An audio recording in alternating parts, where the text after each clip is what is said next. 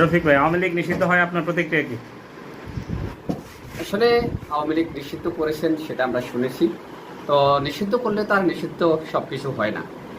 এই আওয়ামী লীগের আমি যদি একটু পিছনে যাই, আওয়ামী লীগের ইতিহাস ঐতিহ্যতে যাই, তাহলে এই আওয়ামী লীগের 1952 সালের ভাষা আন্দোলন, 70-এর নির্বাচন, 69-এর গণ আন্দোলন, 66-র 6 দফা এবং বাংলাদেশ 1971 সালের সেই স্বাধীনতার আন্দোলনে এই বাংলাদেশ, এই যে আওয়ামী লীগ নেতৃত্ব দিয়ে বাংলাদেশ আওয়ামী লীগ নেতৃত্ব দিয়েছেন, ছাত্রলীগ ভূমিকা রেখেছেন, যুবলীগ ভূমিকা রেখেছেন, সর্বোপরি বাংলাদেশের আপাময় জনগণ আওয়ামী লীগের সাথে থেকেই ভূমিকা রেখেছেন বঙ্গবন্ধুর নেতৃত্বে। জাতির জনক বঙ্গবন্ধু শেখ মুজিবুর রহমান 7 মার্চের ভাষণে বলেছিলেন, এবারের সংগ্রাম আমাদের মুক্তির সংগ্রাম, এবারের সংগ্রাম আমাদের স্বাধীনতার সংগ্রাম। আর বঙ্গবন্ধুর এই ডাকেই উত্তাল হয়ে উঠে পুরা বাংলা। তখন এই বাংলাদেশ স্বাধীনতাকামী মানুষগুলা উত্তাল হয়ে উঠেছেন। দিন দিন যতই দিন যায় ততই স্বাধীনতার প্রতি মানুষ ঝাঁপিয়ে পড়েন।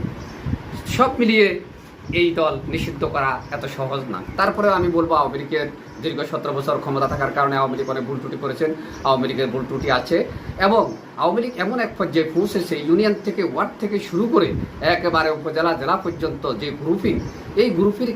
গ্রুপিংয়ের কারণেই আজকে আওয়ামী লীগের এই দুরবস্থা। আওয়ামী লীগের দুরবস্থার জন্য অন্য কেউ দায়ী নয়, আওয়ামী লীগ নিজেই দায়ী। আমাদের মাননীয় প্রধানমন্ত্রী শেখ হাসিনা অত্যন্ত ভালো মানুষ, কিন্তু তিনি ভালো থাকলে লাভ হবে কি? ওনার চারপাশের যে সমস্ত নেতা কর্মীরা ছিলেন তারা ভালোভাবে রাষ্ট্র পরিচালনা করতে পারেন নাই, তারা নেত্রীকে ভুল বুঝিয়েছেন।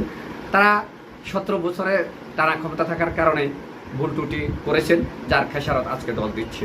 তা আমি মনে করি দলের এরকম একটা অবস্থান আসা উচিত ছিল।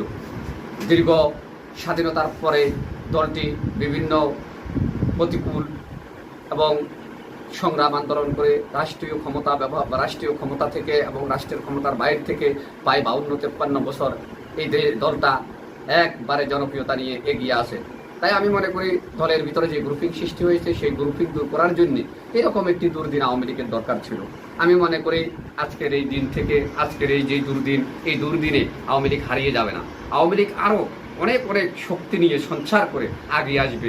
আগামী দিনে আওয়ামী লীগ এই দেশের মানুষের, প্রতিটি মানুষের মনের কথা বোঝে, প্রতিটি মানুষের অন্তরের কথা বোঝে, মানুষ কি বলতে চায় সেই ভাগ শক্তি আওয়ামী লীগ ধারণ করে আগামী দিনে আওয়ামী লীগ আবার নেতৃত্ব দিবে এই বাংলাদেশের এই অবহেলিত মানুষের, এদেশের প্রত্যন্ত গ্রাম অঞ্চল থেকে শুরু করে শহর থেকে শুরু করে মহকুমা পর্যন্ত এই দেশে নেতৃত্ব দিবে আওয়ামী লীগ।